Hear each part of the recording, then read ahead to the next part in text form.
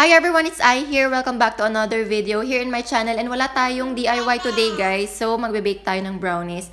First thing is to preheat the oven to 175 degrees Celsius. And sa stove naman, on low heat, mag-melt tayo ng half a cup of chocolate chip and half a cup of butter. And kapag ganito na itsura niya guys, tanggalin na natin siya sa stove. And next, i-prepare na natin yung mga kailangan. First thing is mag-crack tayo ng 3 large eggs sa ating chocolate mixture.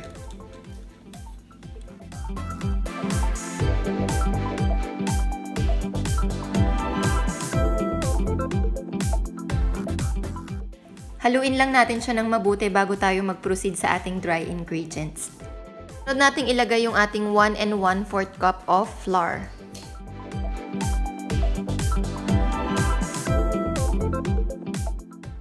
Then yung ating 1 cup of sugar.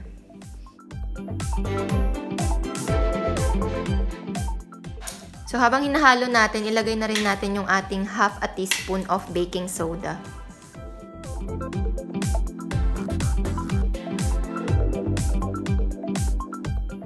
Then, maglagay na rin tayo ng half a teaspoon of vanilla essence.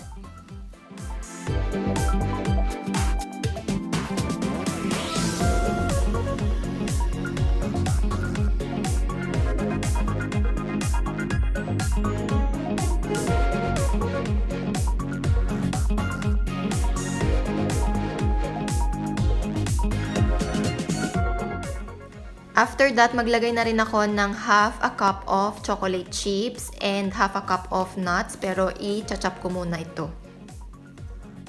Haluin na lang natin siya para mag-combine lahat and ready na natin itong i-transfer sa ating pan with a baking sheet.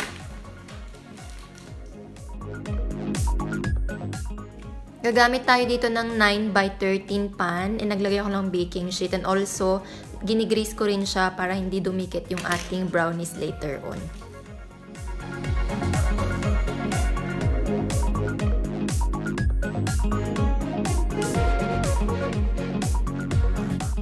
Spread lang natin siya ng mabuti all over the pan para pantay siya after.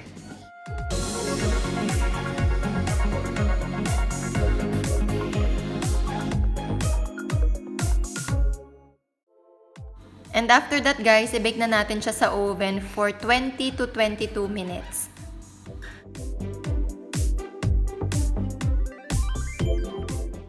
And after that, gawin na natin yung toothpick test guys. Kapag wala nang sumama sa stick, ibig sabihin luto na siya. Or kung meron man, natamaan lang natin siguro yung chocolate chip niya. So, okay na yan siya and ready to eat na. So, that is all for this video guys. I hope nagustuhan nyo ulit. And thank you so much for watching. Hope to see you again next time. Bye! Love you so much. Mwah!